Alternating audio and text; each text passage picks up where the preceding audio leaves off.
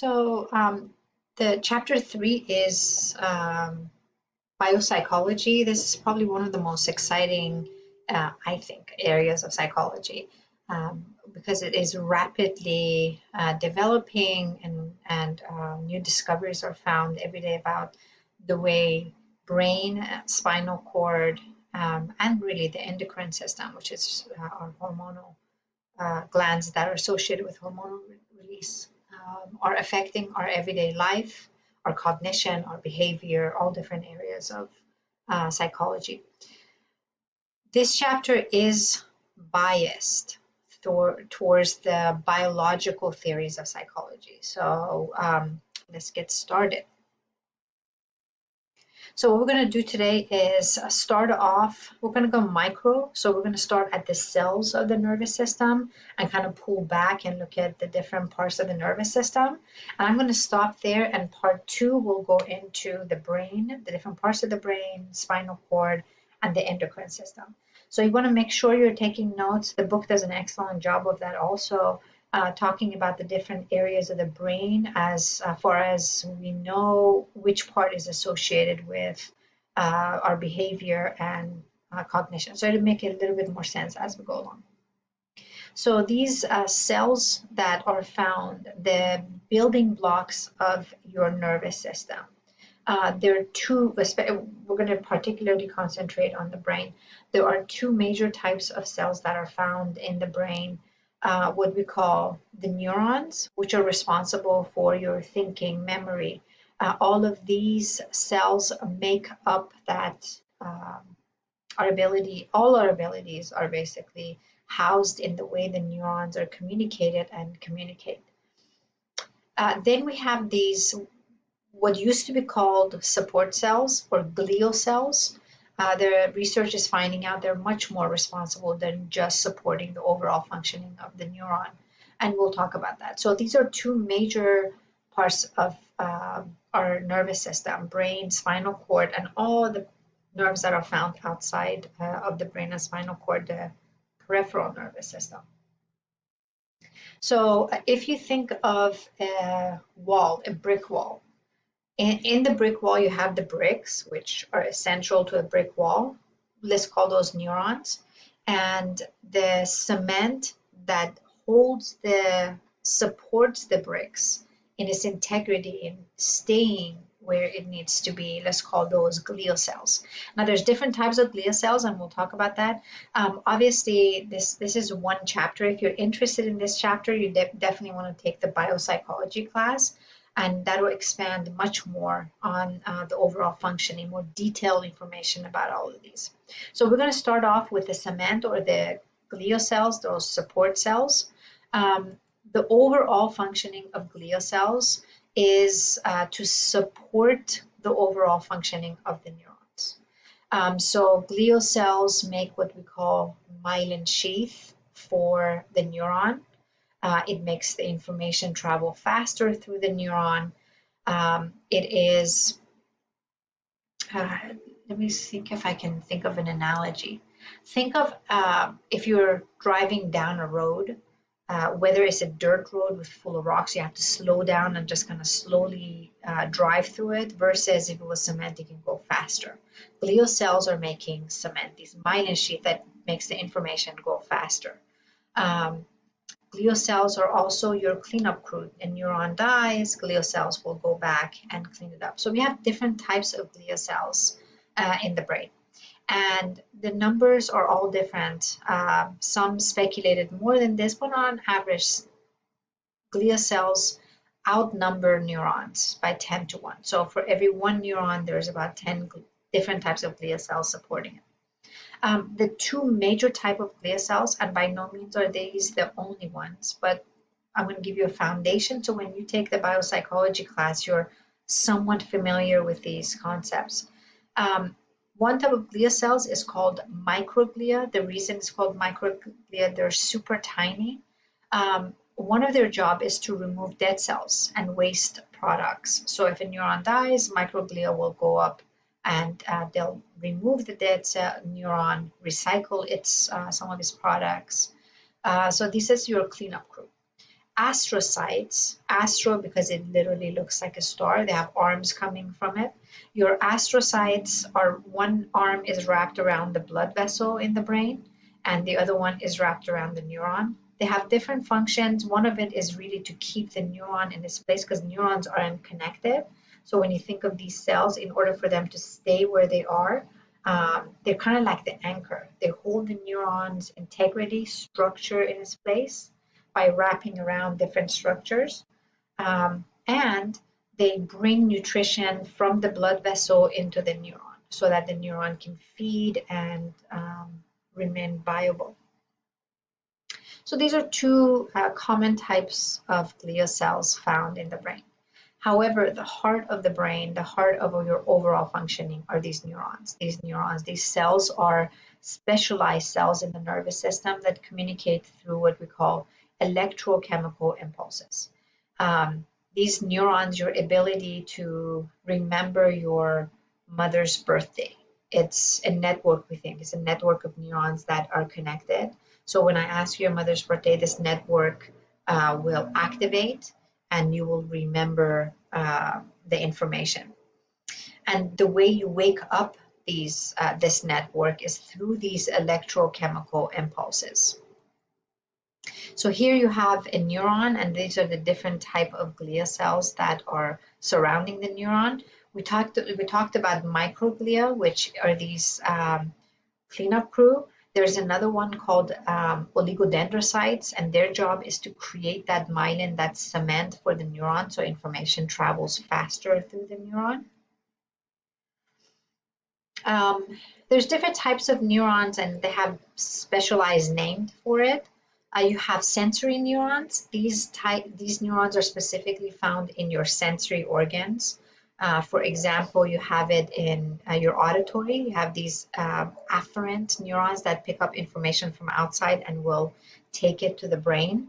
You have these sensory neurons on your skin, right underneath the skin. So when you touch something hot, these sensory neurons bring it to the spinal cord, and spinal cord will send the information, release whatever you're holding that's hot.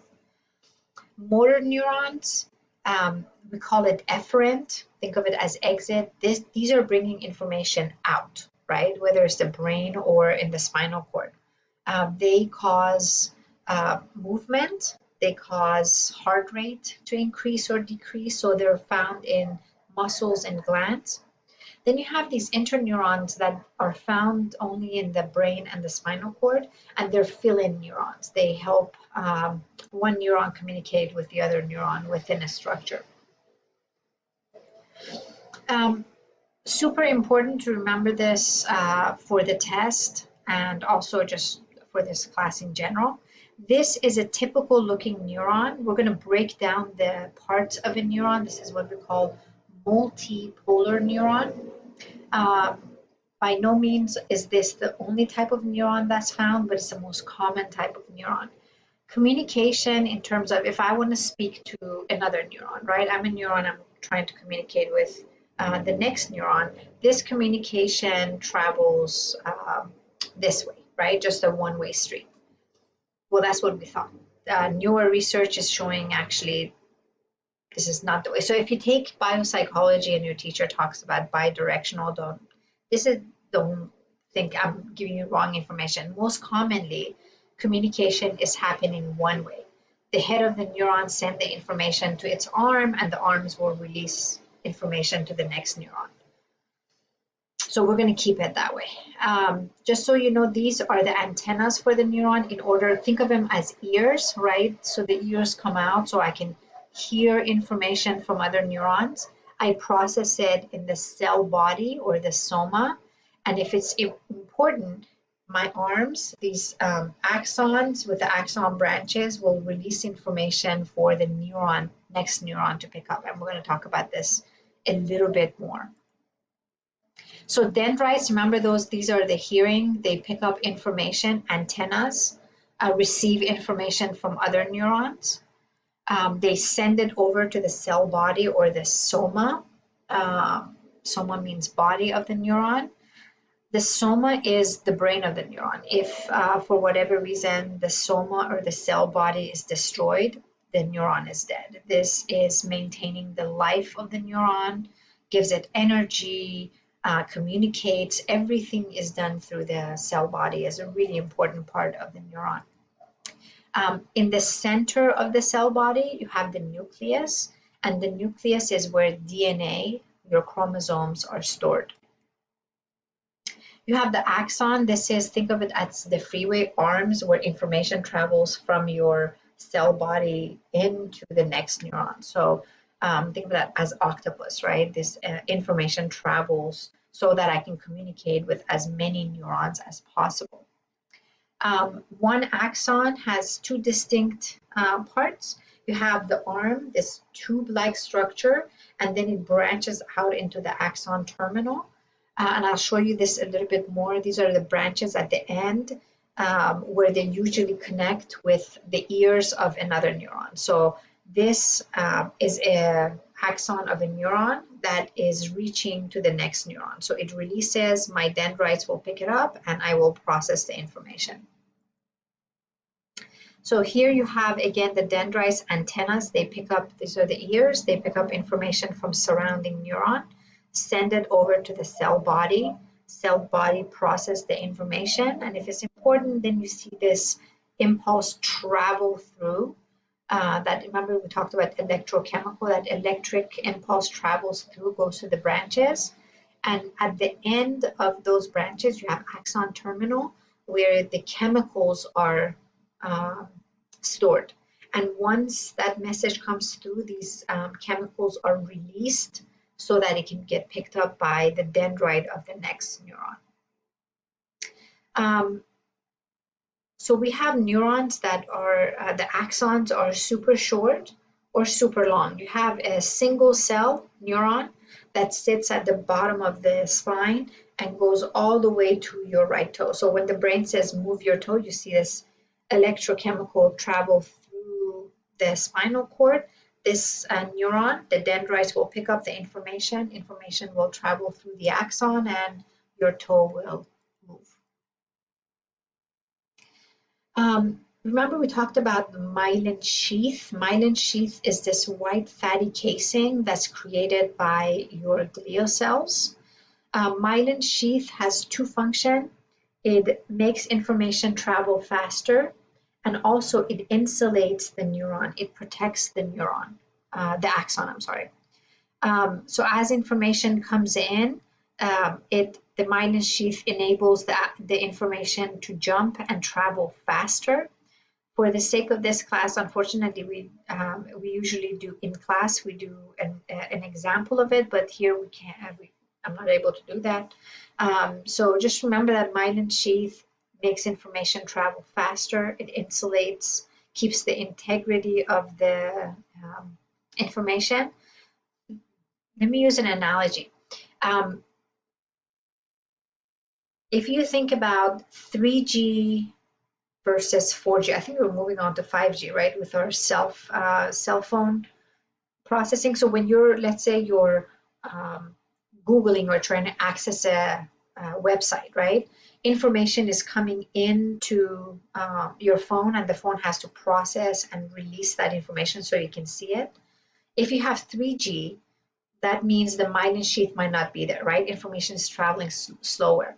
But when you have that myelin sheath, information comes in. It's kind of like having 4G. Information comes in and the picture comes up for the website. I hope that helps. So myelin sheath is super important for processing information faster. So if you remember, we said we have the axon branches, and then at the tip we have these axon terminals. In those axon terminal is where the chemical messengers are mostly stored in. These chemical messengers we call neurotransmitters, right? Neurotransmitters, I'm sure you all heard of dopamine, serotonin. These are chemical messengers that allow information to travel between neurons. And they're stored in these containers called vesicles. So vesicles are containers that keep the integrity of the neurotransmitter. Let's say you have just cooked a delicious meal, but you didn't finish it, right? It's still in the pot.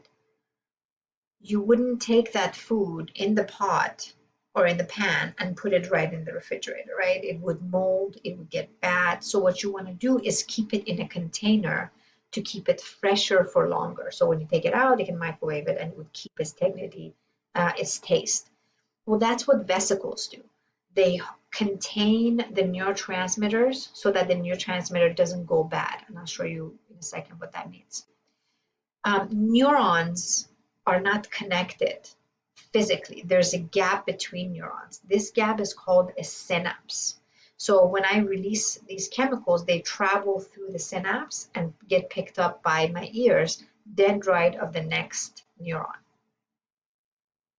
So here you have the sending neuron, information comes in that electric impulse, comes down. And what you see, think of an electric chemical as a push, like you're pushing these vesicles, right? These vesicles containers for the neurotransmitter to the end of the axon terminal. And what they do is these vesicles will fuse with the skin of the dendrite and release the neurotransmitter in the synapse or the gap between. And this is the dendrite that ultimately picks it up and sends it over to the cell body so it can get processed. You know, the information is kind of complex. Hopefully the video I'll show you will work and you can see what I'm talking about. So this is sending a message. This neuron is sending message to the next neuron. So if, let's say, I wanted to tell you, hey, close the door, right? The way I communicate that with you is through my language, right? Words come out, get picked up by your ears, your brain processes it so you know what to do. So this one neuron is telling the next neuron to close the door, whatever that is. So send a message, make sure the person closes the door. Electrochemical impulses, this message that comes out, think of it, is released through the axon, goes to the axon branches, and in this terminal, we're going to blow it up. This is the language that is released in the synapse. So close the door. The next neuron picks it up and sends it so that I can process and know what to do. To make matters more complicated, each neuron has its resting potential, meaning the neuron, when it's not doing anything, let's say if I say, hey, gaga woo Gigi, right? I'm releasing information. You have no idea what the hell I'm saying, so you're not going to do anything, right? You're going to maintain your resting potential, meaning I don't know what you're saying, I'm not going to do anything. When a neuron is at rest, it doesn't respond to other neurons, it is at its resting potential. When the minute you understand what I'm saying and it makes you kind of wake up, now you got an action potential, meaning the neuron is awake and is going to be sending messages out. Just like everything else, there's an electric charge found within neurons. And this electric charge is a combination of these ions that are positively charged and negatively charged, constantly moving in and out of the neuron. So in Biopsych, we spend about 3 hours on this concept. So I'm not really expecting you to fully comprehend it. I just want to kind of give you an idea about what we're talking about. Let's say you have a revolver, right? A gun. And in order for the gun to be the bullet to be released, for there to be action potential, the hammer has to be coiled back to a certain point and it will hit the bullet and the bullet will get out. Well, if the bullet is still remaining in this chamber, that's a resting potential. And if they have looked at the charge, it maintains a negative 70 microvolt, meaning there's more negative ions inside versus outside. If you have enough input, information coming in is loud enough, you understand it, then you have these positive ions coming in, so you have an action potential. The person wakes up and electric charge will travel through.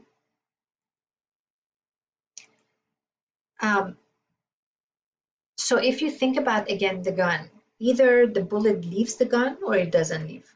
Just that simple. Same concept for neurons. Either the neuron will wake up and release or it will do nothing at all. Just kind of stay with me as we put everything together. Hopefully it'll make a little bit more sense. The chemicals that we talked about, dopamine, serotonin, norepinephrine, these chemicals can either have excitatory, meaning it makes the neuron more likely to fire, or inhibitory, meaning pulling back the neuron. Depending on what action the neurotransmitter is having, then the neuron will decide, am I going to fire or not fire? So if you think about a car, you have the brake and the gas, right? So excitatory means you're pushing on the gas and holding off the brake, making the car more likely to move forward. Or if you push on the brake harder than you're pushing on the gas, nothing is going to happen. So the brake is inhibitory, you're not firing. Excitatory is the gas, which makes it more, everything's wake up and there's communication happening. So this is a neuron. Here you have the cell body information is coming in, and I want you to see what an action potential looks like. Now, it might not work. Let's see. If not, then listen to the action potential. It sounds something like this.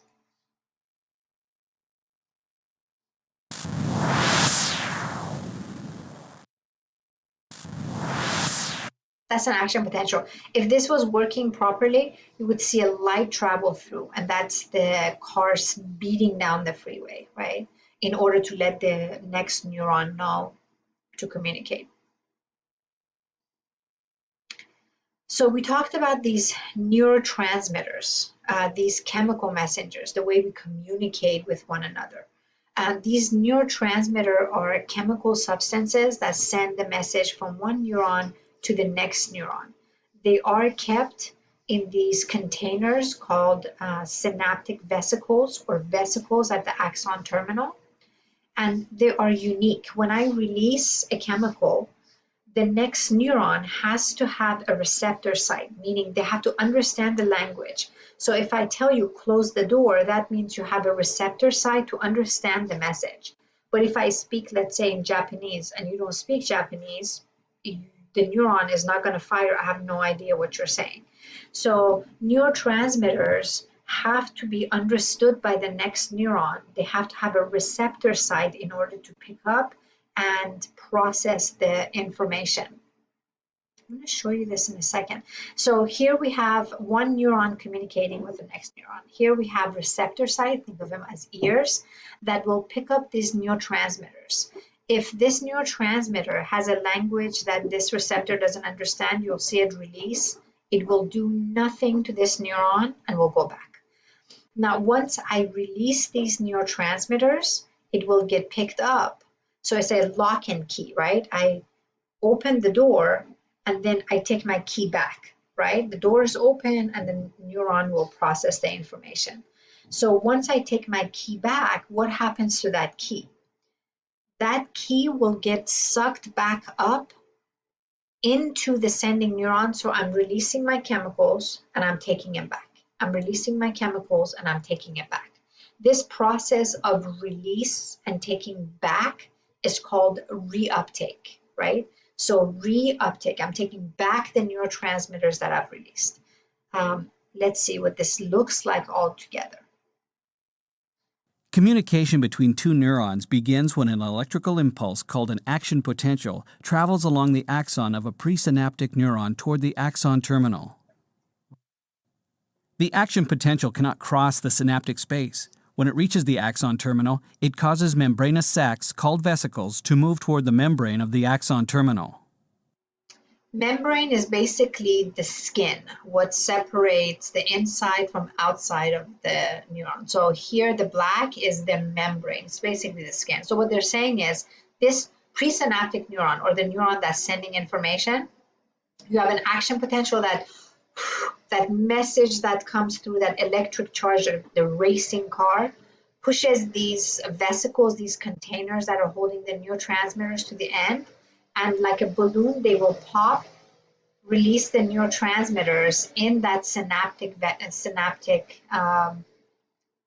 vesicle or synapse, um, in order to be picked up by the receiving neuron. The membrane of the vesicle fuses with the membrane of the axon terminal, enabling the vesicle to release its contents into the synaptic space. The molecules released from the vesicles are chemicals called neurotransmitters. They drift across the synaptic space and bind to special proteins called receptors on the postsynaptic neuron. The binding of a neurotransmitter to its receptor can trigger an action potential in the postsynaptic neuron. That electrical signal then moves toward the cell body of the postsynaptic neuron. Now that the neurotransmitter has relayed its message, it releases from the receptor into the synaptic space. Some of the neurotransmitter is degraded by enzymes in the synaptic space, and some of the neurotransmitter is carried back into the presynaptic neuron through transporter proteins. The neurotransmitter that is taken back up into the presynaptic neuron is then repackaged into vesicles that can be released the next time an action potential reaches the axon terminal.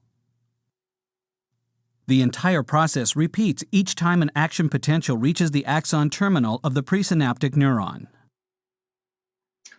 So this, I'm putting it simplistically, every time it's released, every time the neurons communicate, every time you think about something, every time you remember something, it's just a network of neurons, not just, it's a network of neurons communicating, enabling you to think, to feel, to move.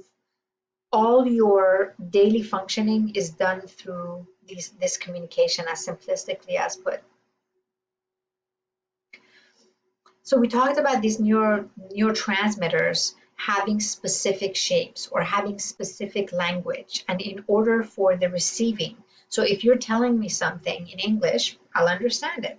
If you tell me something in Spanish, which is a different neurotransmitter, because I don't speak Spanish, I might not understand, so I will not do anything. So in order for a neurotransmitter to have the effect on the sending neuron, it has to have a receptor for the neurotransmitter. I'm going to skip this. They have identified over 200 neurotransmitters, or what we call neuromodulators.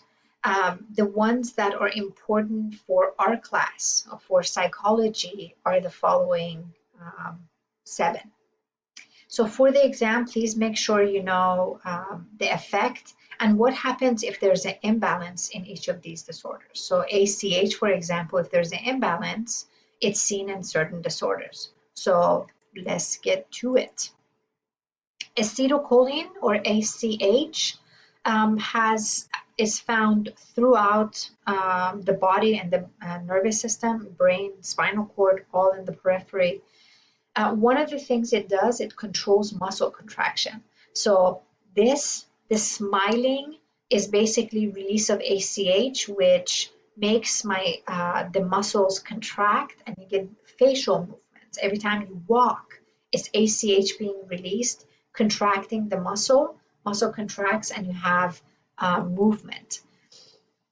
You don't need to know this really, but the early hunters used to use this poison called coraire. Apparently it comes from frog skin. So when they were hunting, they would put it at the tip of their arrow and shoot it into big games, let's say buffalo. As coraire would enter the buffalo's nervous system, it would cause paralysis, so that the animal would be fully aware, unfortunately. But because ACH was blocked from being released into the muscle, there was no muscle contraction, thus paralysis. I'm sure you all heard of Botox. Botox is a type of botulism, and it causes paralysis. So as I'm frowning, this is muscle contraction. If I put Botox right here, right, it paralyzes the muscle, meaning it blocks ACH from being released or getting picked up. So my brain says, frown and nothing moves, right? That's Botox basically blocking, obviously, Botox blocking the muscle contraction, thus you get paralysis. It is found prevalently in an area of the brain called hippocampus, which has to do with memory formation. So you're able to memorize, let's say, you're supposed to, I don't know, take a test on Friday and tell us, I got to take a test on Friday. That's hippocampus's ability to hold on to that information and make it into a memory. Well, in order to wake up the hippocampus cells so they can create that network, ultimately that network can be created, it needs ACH. So ACH turns on the neuron makes a network, and thus you're able to remember information. Unfortunately, what they have found is a decrease in ACH will impair memory functioning, meaning you can't remember information. And we know the disease most often associated with memory loss is Alzheimer's. So they looked at the Alzheimer's patient, and what they have found, the areas of the brain that make ACH and release ACH are slowly dying in the hippocampal area, so that the individual initially can't remember short-term memory, and eventually will lose long-term memory. Another neurotransmitter, dopamine, super important. Dopamine is kind of diffuse, that's the word I'm looking for, diffuse in the way it affects your overall functioning, meaning it does many things. Many areas of the brain are affected. It perceives your ability to perceive pleasure, right? To anticipate pleasure. Let's say you look forward to drinking coffee every morning or going to Starbucks and getting coffee. You wake up and that, oh my God, I can't wait to get coffee. That anticipation of pleasure is dopamine. So dopamine is released and you feel that pleasure coming. Voluntary movement. So your brain says, move your right arm. That initiation in the brain, in order to initiate this voluntary movement, is dopamine. Learning and memory, right? Again, very diffuse in the way it affects. So what they have found, the areas of the brain that make dopamine, there's a couple of different areas, and then they project to different parts of the brain, affecting different abilities. They have found individuals who suffer from Parkinson's, the area of the brain that has to do with a voluntary movement produces dopamine, releases it so that network wakes up and you can initiate movement. That is slowly dying for a Parkinson's patient. So one of the first symptoms you see is the inability to initiate movement or control even the tremors. So too little dopamine is in Parkinson's. Too much dopamine, if your brain is oversensitive to dopamine, especially in the frontal lobe area, causes schizophrenia, paranoia, hallucinations. And that is the brain becoming overactive with release of dopamine. So really, I think I have no life. I think it's super interesting. One of the things that they have found, individuals that, let's say, smoke methamphetamine increases dopamine level artificially in the brain to a level way beyond what the brain can handle.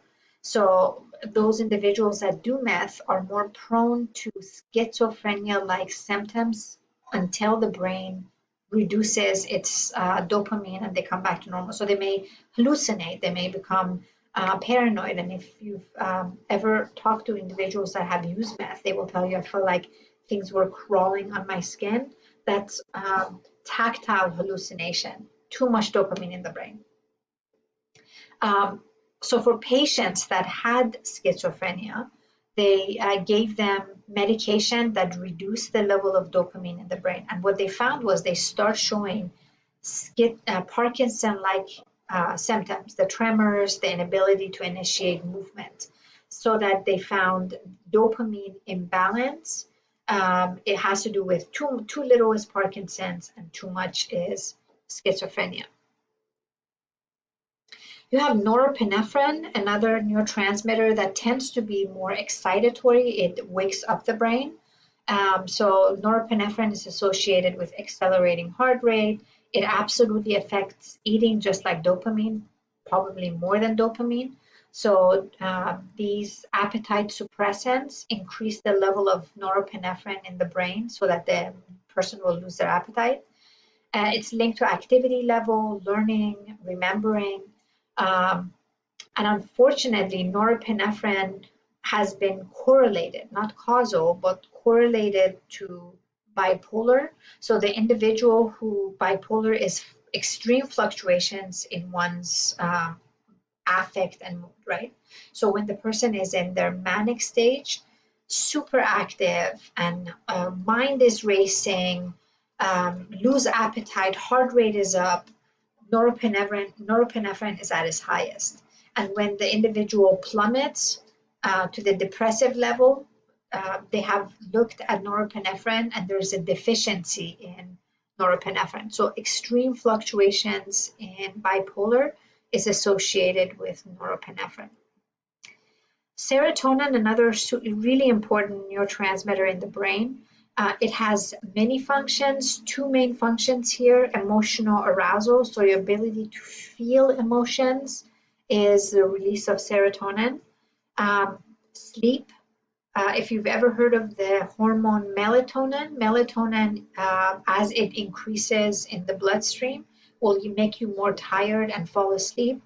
Melatonin is made from serotonin. So your brain takes the serotonin and produces it, makes melatonin and releases it into the bloodstream to become a hormone. So deficiency in serotonin has to do with emotional arousal or inability to feel emotions, thus depression. They believe that sudden infant death syndrome that is seen in infants, there is a deficiency in the brainstem, this area that controls breathing, of serotonin. Eating disorders, alcoholism, aggression, insomnia, all of these are deficiencies in serotonin. We have these two neurotransmitters that tend to be very similar in their chemical makeup, but they do absolutely the opposite. Glutamate excites, wakes up a neuron.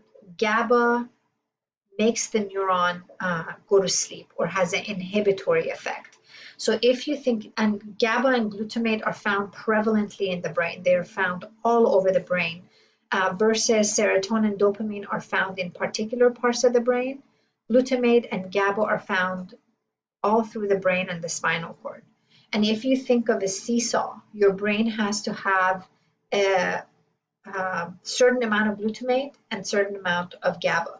So you have to have a perfect balance of both because they're really good at checking each other. If you have too much glutamate and GABA, deficiency in GABA, you will have an overactive brain that's associated with migraine headaches, seizures, anxiety. So an individual that suffers from an anxiety disorder, they're quite often given, and for immediate effect, drugs like Xanax. Well, all Xanax do is increase GABA in the brain so that when the glutamate goes up, you give Xanax and GABA will increase and kind of balance glutamate out. GABA is decreasing brain activity, right? It's your major inhibitory neurotransmitter. It puts on the brake when the neuron becomes overactive. So it does help with relaxation, with anxiety, sleep. Those individuals that have that kind of obsessive thought or anxiety that can control that overwhelming anxiety or that thought processes, GABA will decrease it and thus allow the individual to go into sleep. Interestingly enough, GABA has been found to be deficient in individuals with Huntington disease, which is a genetic disease that is a marriage between Alzheimer's and Parkinson's, where the individual will begin with the shakiness, but will lose neurons and will cause dementia. This is a great topic for research paper, those of you that are interested. Epilepsy, uncontrollable seizures, and depression. are all deficiencies in GABA. Last neurotransmitter are endorphins. Endorphins are a recent discovery in biopsychology. They found them when they were giving patients drugs like morphine, heroin, and what they found was that the brain had receptors for heroin and morphine. When the brain has receptors, ears for certain neurotransmitter, for certain chemical, that means the brain is making the same chemical. And that's how they came up with finding these neurotransmitters called endorphins. Endorphins tend to be inhibitory. They are your endogenous painkillers, right? So when let's say an individual is in extreme danger and has, let's say, being extreme, but has broken a bone, but they need to get away from danger. At first, they may not feel the pain, and that's endorphins, and have that surge of energy to get out of the dangerous situation, adrenaline. But once they're out, the pain will begin. So quite often people say, "Oh, I didn't even know I had an injury until after." Well, that's the endorphins blocking out the pain momentarily until the person's out of danger.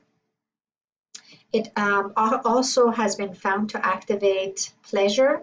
So endorphins give pleasure and take away pain. Individuals who have experienced runner's high, that's an activation of endorphins. So when you're running and you're becoming fatigued and the body just can't take anymore, the brain doesn't understand that you're at 24-hour fitness and showing off or trying to run a little bit more. It just understands I am getting tired and it starts pain, so you would slow down.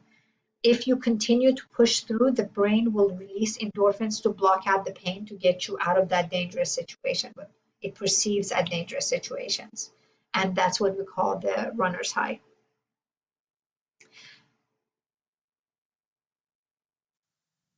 So I'm going to show you, we're going to put all of this together. This is brain. We have an area of the brain which we'll examine, but it's going to go in and show you neurons. So we're going to go micro and look at these neurons that are connected. This is action potential.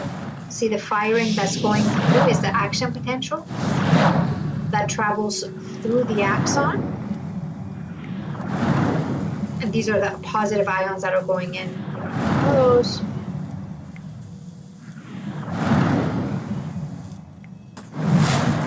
So as the action travels through the axon, you can see these vesicles containing your neurotransmitters. It pushes these neurotransmitters to come to the membrane of the, here we go, axon terminal. It fuses and releases these neurotransmitters in the synapse. It gets picked up by these receptors. So putting it all together. I'm going to break this into the second part, so make sure you're stretching and maybe come back tomorrow for part. We're going to talk about parts of the brain, specific parts of the brain, spinal cord, and we'll end with the endocrine system.